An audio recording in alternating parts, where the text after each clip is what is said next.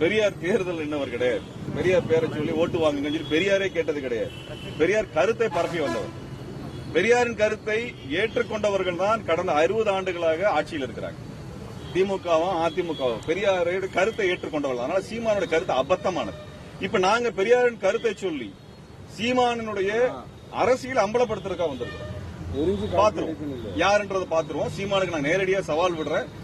சீமான் நேரடி வாதத்துக்கு நாங்க அழைச்சோம், நீங்க வர்றதுக்கு தயாரா இல்ல. பத்திரிகையாளர் சந்திப்புல சொன்னோம், நாங்க மேடை போடுகிறோம் வாங்கன்னு சொன்னோம், நீங்க வரல. உங்க வீட்டு வாசலுக்கே வந்துட்டோம். அதற்கும் பதில் சொல்றதுக்கும் வீட்டு விட்டு வெளியே வர்றதுக்கும் உங்களுக்கு துணிச்சல் இல்லாமல் வீட்டுக்குள்ளே பதுங்கி கிடந்தீங்க.